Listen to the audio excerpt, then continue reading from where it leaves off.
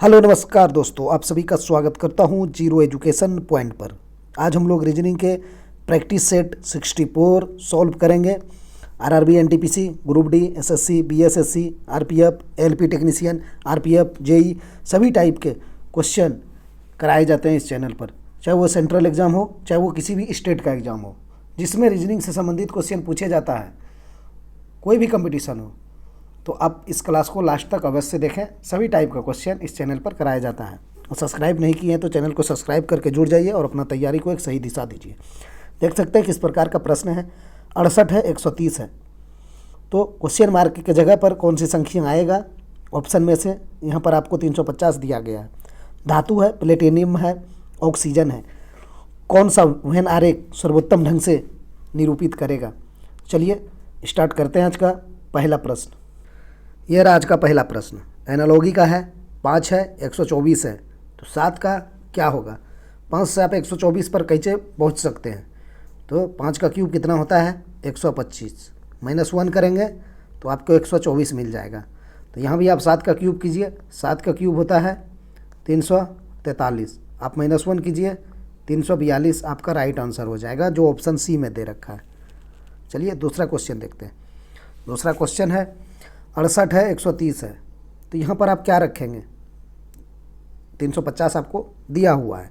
चलिए रिलेशन स्थापित करते हैं। 68 से 130 कैसे लाया जा सकता है? ठीक है, कैसे आएगा बताइए? तो यहाँ पर आप देखेंगे कि ये जो 68 है ना, और ये जो 130 है, आपको नहीं लग रहा कि ये 68 4 का क्यूब के आसपास है? 4 का क्यूब कितना होता है? 64। ठीक, इसमें क्या किया है? 4 जोड़ा हुआ है, तब ना होगा 68। कहने का मतलब हमने 4 का क्यूब किए और उसी 4 को हमने ऐड किए, तब हमारा 68 आया, 68 यानी। तो यहाँ 130 है, तो यहाँ क्या है? 5 क्यूब है।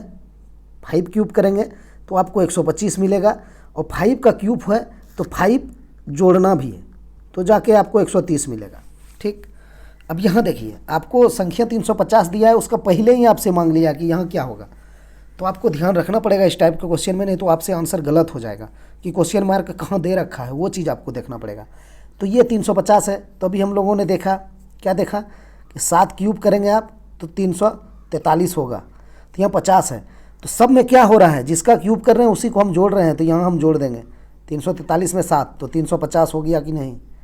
तो अब आपको समझना पड़ेगा कि ये वाली संख्या कैसे निकालेंगे। यहाँ देखिए, 4 का क्यूब से हम 5 का क्यूब चले गए, यहाँ हमारा लास्ट में 7 का क्यूब है, तो आपको 6 का क्यूब प्लस 6 करना पड़ेगा, वो आपका आंसर हो जाएगा। 6 का क्यूब होता है 216, प्लस 6 करेंगे तो हो जाएगा 222।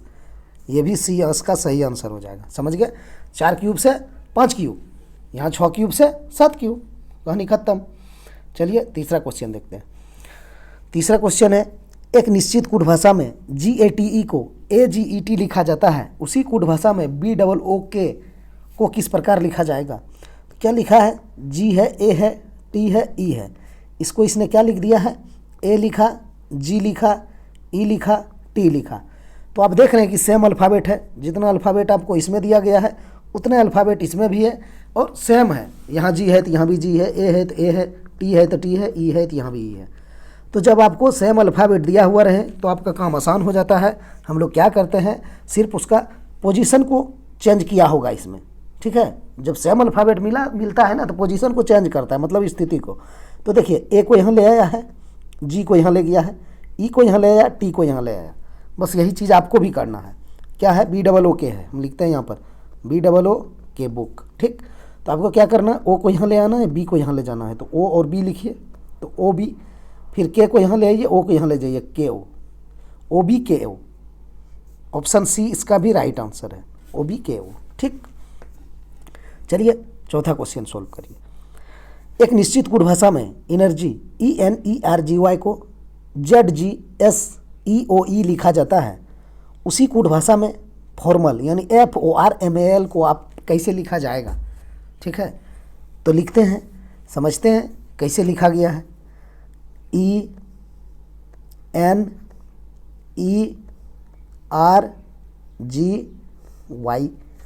इसको क्या लिखा, जेड लिखा, जी लिखा, एस लिखा, ई लिखा, ओ लिखा, ई लिखा।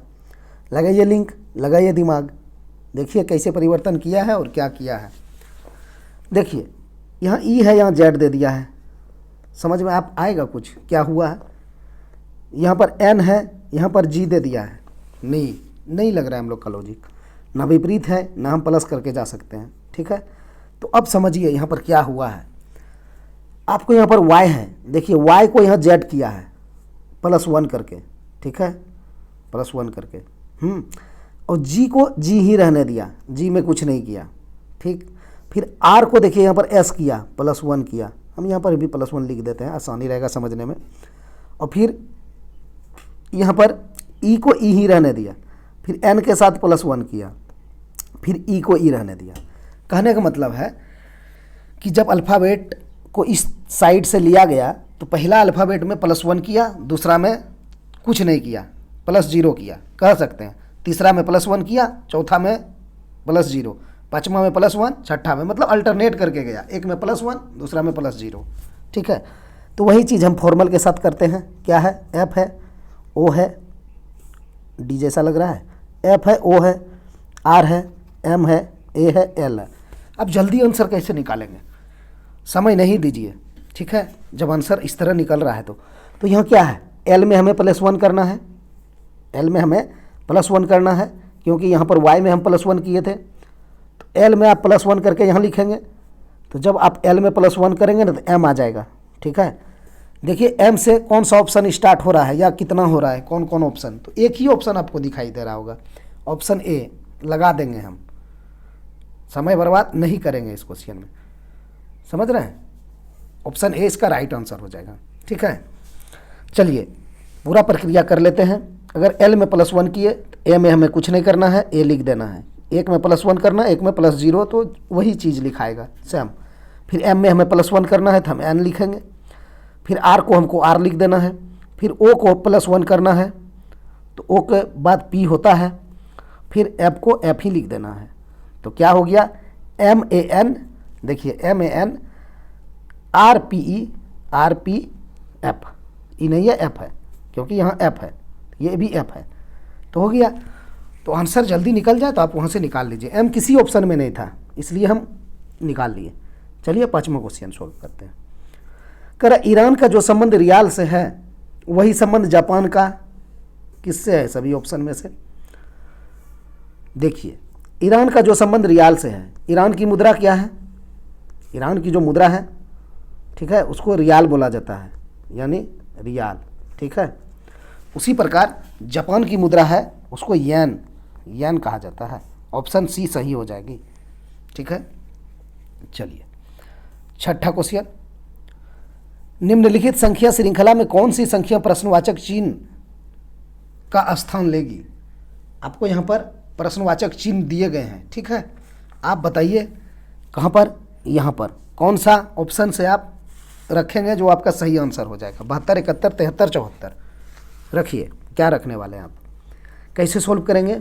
चलिए इसको सोल्व करते हैं।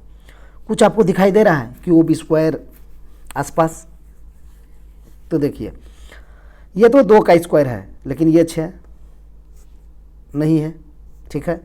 फिर आप आगे भी जाइए तो आपको नहीं मिल रहा है किसी का स्क्वायर, दिखाई नहीं दे रहा। अगर आप 4 को देख लेंगे 2 का स्क्वायर, 9 को देख लेंगे 3 का स्क्वायर, इधर आपको कहीं दिखाई दे रहा है, नहीं दिखाई दे रहा है। चलिए लॉजिक को समझते हैं। यहाँ पर 4 जब कुछ नहीं लगे तो हम लोग क्या करते हैं, डिफरेंस निकालते हैं। डिफरेंस कैसे निकालते हैं, बड़ी संख्या में छोटी संख्या घटा देते हैं। तो यहाँ पर 2, ठीक, 2 लिख सकते हैं, +2 भी लिखिए या 2 भी लिखे चलेगा। फिर 6 से 9 हो गया तो यहाँ 3, फिर 9 से 14 हो गया तो यहाँ 5, सब प्लस में है, ठीक है। यहाँ 23 हो गया तो घटा दीजिए, 23 में 14, 9 हो जाएगा, ठीक। फिर यहाँ पर आप घटा दीजिए तो आपको 17 हो जाएगा, ठीक। तो आगे आप क्या करेंगे, कुछ लिंक लगा, 2, 3, 5, 9, 17, ये ना हुआ, 2, 3, 5, 9, 17, कुछ लिंक नहीं लग पा रहा है। कैसे बढ़ाएंगे, 2 से 3 करेंगे तो +1 हो जाएगा, 3 से 5 करेंगे तो +2 हो जाएगा, ठीक। 5 से 9 करेंगे +4 हो जाएगा, 9 से 17 करेंगे +8 हो जाएगा, ठीक। तो अब आप समझ चुके होंगे कि 1 से 2 हो गया, 2 से 4 हो गया, 4 से 8 हो गया। कहने का मतलब दुगुना हो गया या प्लस हो गया। आप दोनों में कुछ लेके चल सकते हैं। क्यों? क्योंकि इसमें दोनों फंक्शन काम कर रहा है, वो समझिए। 1 से +1 करेंगे तो आपको ये वाला 2 मिल जाएगा। फिर आप ये वाला 2 में +2 करेंगे तो आपको ये 4 मिल जाएगा। फिर ये 4 में +4 ही करेंगे तो आपको 8 मिल जाएगा, यहाँ से भी मिलेगा। अन्यथा आप एक चीज़ और करेंगे तो वहाँ से भी यही काम देगा। देखिएगा क्या होगा, 1 गुना 2 कर देंगे तो 2 मिल जाएगा, 2 गुना 2 कर देंगे तो 4 मिल जाएगा, 4 गुना 2 कर देंगे तो 8 मिल जाएगा। तो हमें गुना 2 अच्छा लगा तो हम इसी पैटर्न पे चलते हैं। ठीक, अब 8 गुना 2 करेंगे तो 16 हो जाएगा। ठीक है, तो देखिए यहाँ तो 16 हो गया, लेकिन समझना पड़ेगा अगर डिफरेंस वाला 2 या 3 वाला नहीं बनाए हैं, कहने का मतलब यहाँ पर गया ना 2 2 3 5 9 17, फिर 1 2 4 8, तो यहाँ हम 16 लिख दिए। अब ये 16 क्या होगा, इस 8 में जुट जाएगा। ठीक है, क्या ये 16 जो है 17 में जुट जाएगा? क्यों नहीं जुटेगा? जब यहाँ पर आप देखिए, समझ लीजिएगा इसे, इस 2 को 1 के साथ जोड़े तो यहाँ 3 हो गया, 3 को इस 2 के साथ जोड़े तो यहाँ 5 हो गया, 5 को इस 4 के साथ जोड़े तो यहाँ 9 रख दिए, फिर यहाँ 9 को इस 8 के साथ जोड़े तो यहाँ 17 रख दिए। अब इस 17 को इस 16 के साथ जोड़ देंगे तो यहाँ 33 नहीं हो जाएगा? 17 16 33।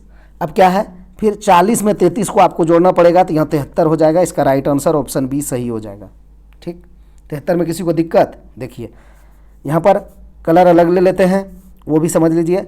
4 के साथ इस 2 को जोड़े 6, 6 के साथ इस 3 को जोड़े 9, 9 + 5 14, 14 + 9 23, 23 + 17 40, 40 और 33 73।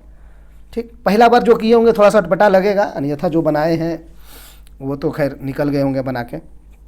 चलिए 7वां क्वेश्चन सॉल्व करते हैं। बनाइए इसको भी। कौन सी संख्या निम्न श्रेणी में प्रश्न चिन्ह के स्थान पर होगी? यहाँ पर प्रश्न चिन्ह है, कौन सी संख्या होगी? बनाइए। यहाँ भी आपको कुछ नहीं दिखाई देगा, स्क्वायर क्यूब आसपास नहीं दिखाई देगा। देखिए नवभाज्य संख्या दिखाई देगा। तो यहाँ भी हम फिर डिफरेंस निकालेंगे। तो 11 और 13 है। ठीक है, 11 13 में क्या होगा? +2 का होगा। ठीक है, यहाँ पर +2 हो जाएगा, तो यहाँ +2। ठीक, फिर 13 से 16 तो 3, फिर 16 से 26 10, 26 से 41 15। ठीक है, 41 से 67 इतना हो जाएगा। इकाई 1 है, यहाँ पर 7 है, यानी 26। ठीक, 26 हो गया। 26 से 102 है, इकाई 7 है, यहाँ पर 2 है, यानी लास्ट में 5 होगा, तो 67 और इधर 33 यानी 35 हो जाएगा। हाँ ठीक है, 7 5 12, इकाई 2। ठीक है, क्या गया? 2 3 10 15 26 35। ठीक है, सब में प्लस है, कोई दिक्कत नहीं, हम लिखे नहीं है, सिर्फ यहाँ भी प्लस, यहाँ भी प्लस, यहाँ भी प्लस। ठीक है, लगा आपको कोई दिमाग लिंक आया आपके दिमाग में? चलिए इसको भी समझने का प्रयास करते हैं हम लोग। 2 से 3 हो गया, यहाँ पर +1 हो गया। 3 से 10 हो गया, +7 हो गया। 10 से 15 हो गया, यानी फिर डिफरेंस का डिफरेंस निकाल रहे हैं, यहाँ +5 हो गया। 15 से 26 हो गया, +11 हो गया। 26 से 35 हो गया तो +9 हो गया, 9 6 15।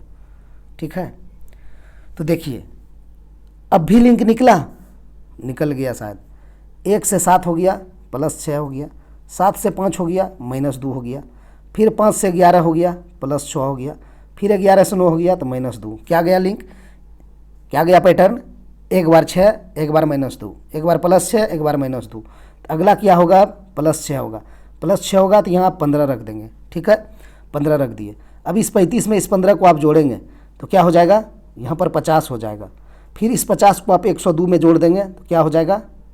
102 और 50 152, इसका राइट आंसर हो जाएगा। इस तरह का प्रश्न अभ्यास करना चाहिए। 1 2 प्रश्न और करिएगा तो ये पैटर्न समझ में आ जाएगा। यहाँ कितना गया? एक बार इसका डिफरेंस ये निकालें, फिर इसका डिफरेंस ये, फिर इसका डिफरेंस ये, 3 बार चला गया। ठीक है, चलिए 8वां क्वेश्चन देखते हैं। बनाइए इसको। निश्चित कूट भाषा में U को C लिखा जाता है, K को H लिखा जाता है, L को U लिखा जाता है, N को E लिखा जाता है, S को L लिखा जाता है, E को K लिखा जाता है, C को N लिखा जाता है, तो उस भाषा में KNUCKLES को आप कैसे लिखेंगे? लिखिए, लिखिए और जल्दी आंसर निकालिए। सब कुछ आपके आँख के सामने दिया गया है, लेकिन तो भी एग्जामिनर आपसे इस क्वेश्चन में समय ले लेगा। वो समय इसलिए ले लेगा कि ऑप्शन में आपको फंसा देगा, ऐसा ऑप्शन डालेगा कि आपको चेक करने में समय लग ही जाएगा। अन्यथा ईजी है, क्वेश्चन ईजी है। कैसे? आपका सबका मान आपको दिया गया है, सबका कूट आपको दिया गया है। चलिए निकालिए। के है शुरू में, के का कूट क्या दिया है? देखिए कहाँ है के का कूट, यहाँ पर है। के को एच लिखा गया है तो हम भी एच लिख देंगे। तो देखिए ऑप्शन बी हम काट देंगे, क्योंकि ऑप्शन बी में सी से स्टार्ट हुआ है। ठीक, ये पकड़ने का प्रयास करिए, आपकी आंसर हम कैसे निकालेंगे। अब आप लास्ट पे आ जाइए। लास्ट में एस है, एस को क्या लिखा गया वो देखिए। यहाँ देखिए एस को एल लिखा जाता है तो एल लिख देंगे। तो एच से स्टार्ट होगा मेरा अल्फ़ाबेट और एल पे जाके मेरा ख़त्म होगा। किस ऑप्शन में आप देख लीजिए, एच पे स्टार्ट होगा, एल पे ख़त्म होगा, तो आपको सी में ही दिखाई देगा। तो आप ऑप्शन सी लगा दीजिए, इसका राइट आंसर हो जाएगा ऑप्शन सी। यहाँ तो एच से स्टार्ट हुआ लेकिन के पे समाप्त हुआ, यहाँ तो के से स्टार्ट हुआ, ये तो होगा ही नहीं।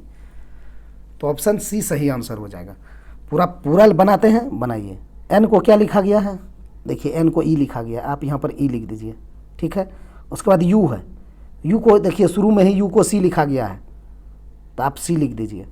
फिर सी है, अब सी को क्या लिखा गया है? देखिए यहाँ है, सी को एन लिखा जाता है तो यहाँ पर एन लिखिए। उसके बाद क्या है? के है, तो के का तो हम शुरू में भी लिखे थे एच, तो यहाँ फिर हम एच लिख देंगे। फिर एल है, एल को क्या लिखा है? एल को यू लिखा है तो हम यू लगा देंगे। फिर ई है, ई को के लिखा है तो हम के लिख देंगे। ठीक है, लास्ट में तो एल मेरा है ही, एस को एल लिखे थे अभी ये भी। तो क्या हुआ? एच ई सी, देखिए एच ई सी, एन एच यू के एल, एन एच यू के एल। तो ऑप्शन सी सही है। आप जल्दी निकालिएगा तो ही आप के लिए ये क्वेश्चन ईजी है। लेट करिएगा तो कोई ईजी काम आपको नहीं दिया, आपका समय लग ही गया। चलिए 9th क्वेश्चन देखते हैं। यदि किसी कूट भाषा में WICE को DRX भी लिखा जाता है तो इसी कूट भाषा में ROPE को क्या लिखा जाएगा? लिखें, लिखिए WICE क्या लिखा है? DRX भी। समझ गए होंगे अभी तक आप लोग, इस तरह का बहुत प्रैक्टिस किए हैं। W का D होता है, DW हम लोग लिखते हैं, विपरीत वैल्यू है।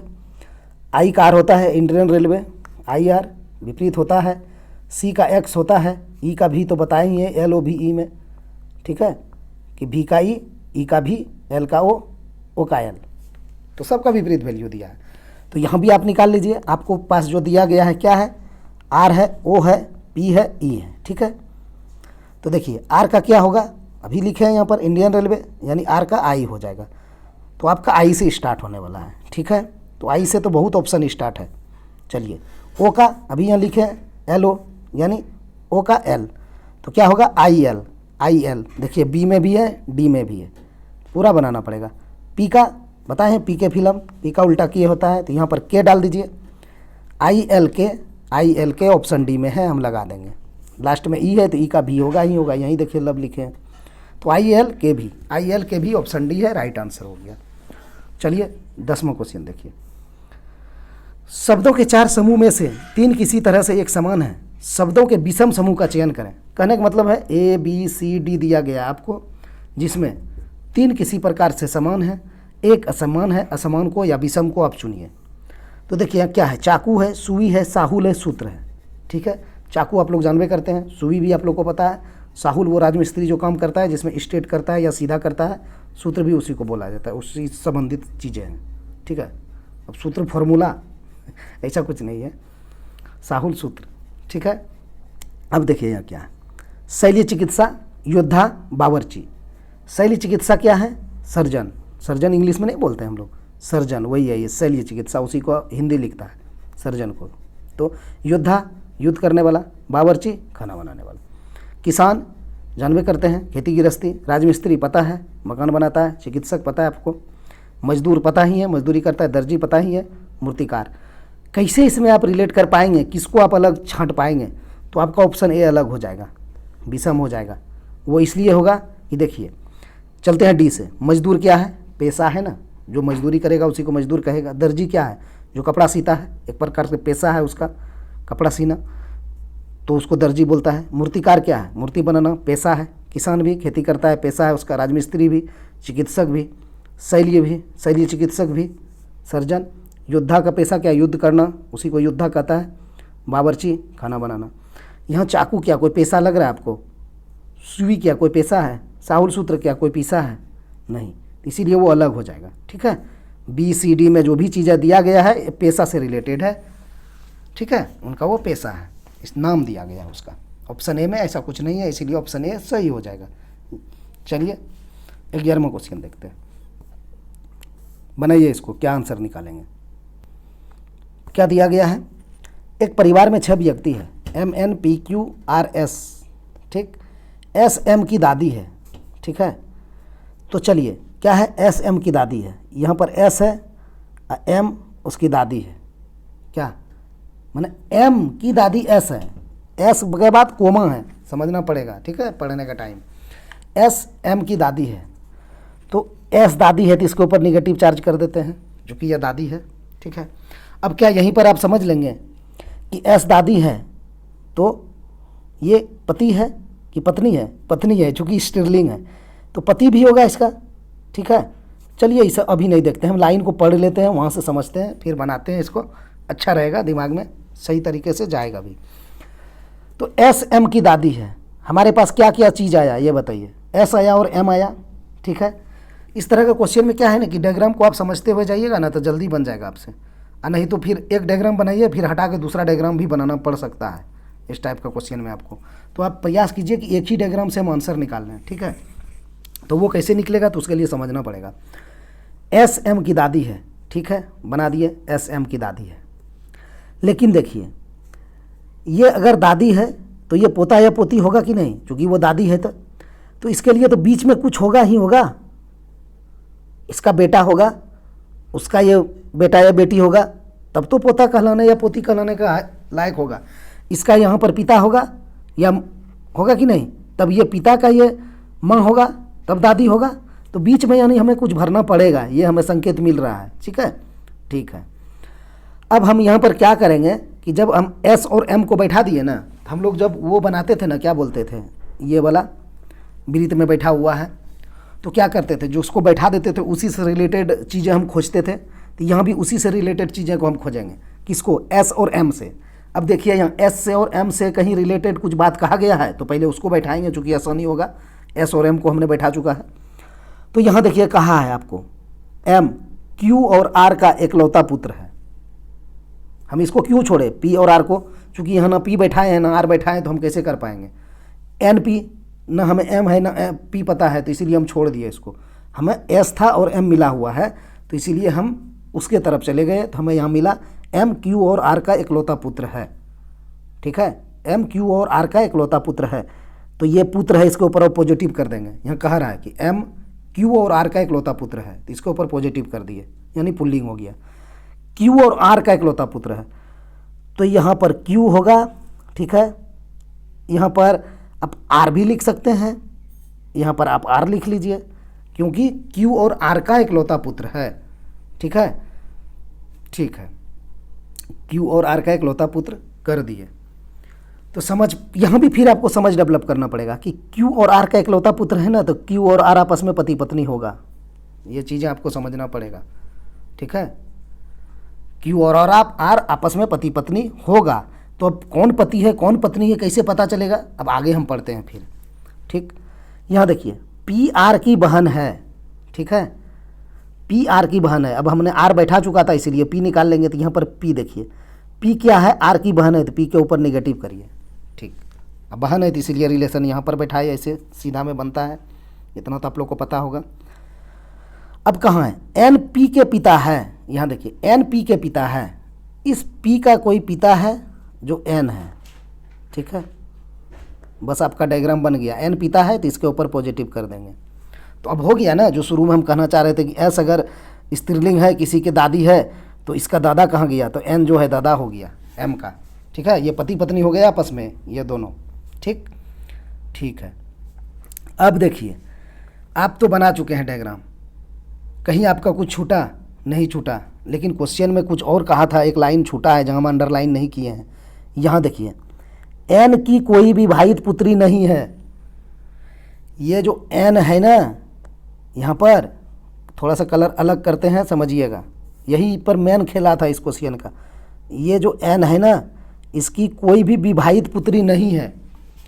कहने का मतलब ये पी ना विवाहित नहीं है, ठीक है, पी विवाहित नहीं है और आर भी नहीं होगा।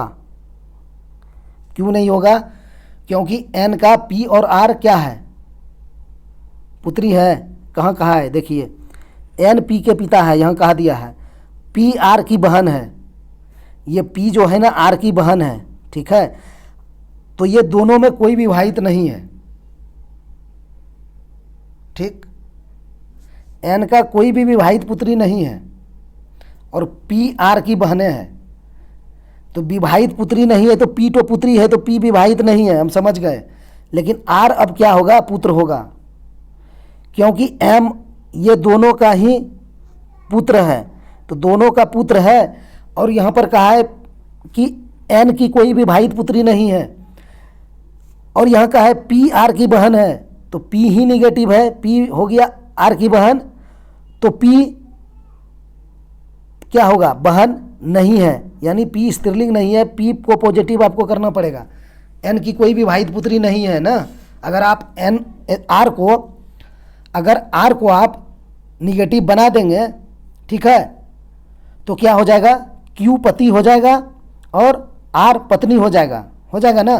तो अगर आर पत्नी हो गया तो देखिए एन की बेटी हो जाएगी आर, तो फिर आप फंस जाएंगे, क्योंकि ये कहा है एन की कोई विवाहित पुत्री नहीं है। जब एन को कोई विवाहित पुत्री ही नहीं है तो फिर आर को कैसे आप पत्नी बना देंगे, तो आर को आपको पत्नी नहीं बनाना पड़ेगा, ठीक है। आर पति है, यहाँ पर ये चीज़ आपको अब समझ जाना होगा, ठीक। आर पति है, ये आर पति है तो क्यू पत्नी है, यहाँ से क्लियर हो गया। एन की कोई विवाहित पुत्री नहीं है तो उसको तो पुत्री पी था, ठीक है। आर को हम पुत्री नहीं बना पाए, आर को पुत्री इसीलिए नहीं बना पाए क्योंकि कहा था कोई विवाहित नहीं है और ये विवाहित जोड़ा था, तो क्यू हो गया अब स्त्रीलिंग, तो क्यू के ऊपर आप स्त्रीलिंग कर दीजिए, क्यू पत्नी है, आर पति है, ठीक। तो अब क्या मांगा है आपसे, एम का एन से क्या संबंध है, तो हम लोग क्या करते हैं ब्लड रिलेशन में, एम का एन से, तो हमें एन से चलना है एम पर, तो ये एन है, तो एन से आप चलिए कहाँ, एम पर, तो क्या होगा, एन का ये पुत्री है, ठीक, पुत्री का ये भाई है, यानी एन का बेटा हो जाएगा आर, ठीक। तो ये बेटा और क्या हो जाएगा, बेटा का पत्नी है, तो ये दोनों का ही संतान एम है, यानी आर का भी संतान है। तो एन का बेटा हो गया आर और आर का संतान हो गया एम, तो बेटा का बेटा, एम के पॉजिटिव चार्ज है, तो बेटा का बेटा पोता हो जाएगा, ठीक है। तो यहाँ पोता दादा पोता का रिलेशन हो गया। लेकिन आपको पूछा एम का एन से क्या संबंध है, तो हमें एन से चलना है, तो एन से चले तो हमें एम पता चला पोता है, तो ऑप्शन डी हम लगा देंगे, ठीक है। चलिए 11वां से 12वां क्वेश्चन देखते हैं। भारत रॉयल बंगाल टाइगर, तो ऑस्ट्रेलिया का क्या होगा, तो भारत से रॉयल बंगाल टाइगर को आप कैसे रिलेट करेंगे, भारत का राष्ट्रीय पशु क्या है, राष्ट्रीय पशु यही है रॉयल बंगाल टाइगर, तो ऑस्ट्रेलिया का राष्ट्रीय पशु क्या है, कंगारू, ठीक है। तो आप कंगारू लगा दीजिए, ऑप्शन बी सही हो जाएगा। चलिए 13वां क्वेश्चन देखिए, धातु है, प्लेटिनम है, ऑक्सीजन है, कौन सा अभिन्न आरेख सर्वोत्तम ढंग से निरूपित कर रहा है, बनाइए इसको। तो देखिए धातु प्लेटिनम, तो आप समझिए, आप क्या ऑप्शन छांट के जाना चाहेंगे कि आप एक झटके में बना लेंगे, एक अगर झटके में बनाना चाहेंगे तो देखिए कैसे बनेगा। प्लेटिनम क्या है, एक धातु है, तो ये धातु बना देंगे हम, बाहर वाला ये धातु हो गया, इसके अंदर प्लेटिनम आ जाएगा, ये प्लेटिनम है, ठीक। ऑक्सीजन तो गैस है, ऑक्सीजन बाहर हो जाएगा। तो इस तरह का फिगर कहाँ है आपको दिखाई दे रहा है, ऑप्शन डी में दिखाई दे रहा है। तो एग्जाम में आप ऑप्शन डी मत मार दीजिएगा, इस तरह का गलती हो जाएगा। डी आपको ऑप्शन बी में दे रखा है, तो आपको ऑप्शन बी टिक करना पड़ेगा, ठीक है। इस तरह का क्वेश्चन में टीसीएस खूब इस टाइप का ऑप्शन देता है, तो ध्यान में रखिएगा। ये आपका हो गया राइट आंसर। अगर आप ऑप्शन छांट के जाना चाहते हैं तो देखिए, ये इसको आप क्या मानेंगे, बाहर वाला को हम मान लेते हैं धातु। तो धातु के अंदर प्लेटिनम आ जाएगा, यानी अंतर्गत। ठीक है, हम अंदर बोल रहे हैं तो समझिए अंतर्गत ही बोलना उचित रहेगा, अंदर नहीं बोलना चाहिए। तो यहाँ क्या होगा, धातु के अंदर एक तो प्लेटिनम आ जाएगा, लेकिन गैस क्या धातु में आता है? नहीं, तो ये तो कभी नहीं होगा।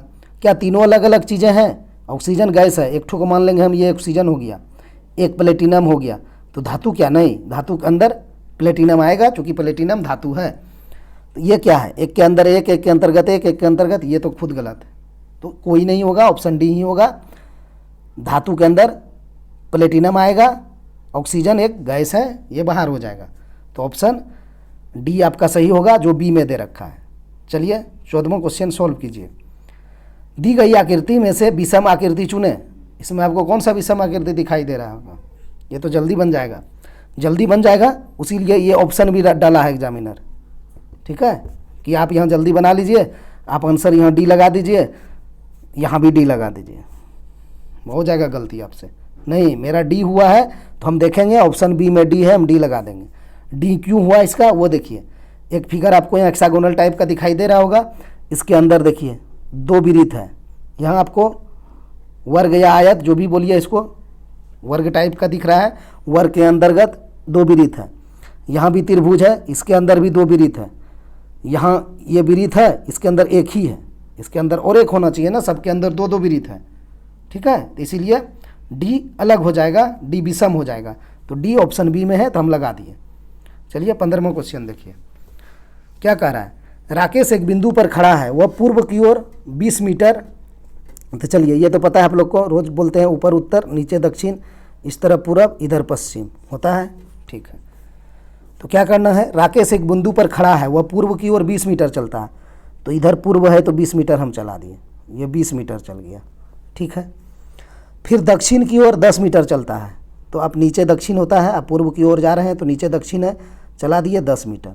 ठीक है, फिर वह पश्चिम की ओर 35 मीटर चलता है, तो पश्चिम इधर है, आपको 35 मीटर चलना। अब यहाँ समझना पड़ेगा कि यहाँ से यहाँ तक आएंगे तो कितना आएंगे, ऊपर में 20 है तो ये 20 हो गया, लेकिन आपको 35 का है, तो इधर आप 15 बढ़ेंगे तो हम यहाँ 15 लगा देंगे।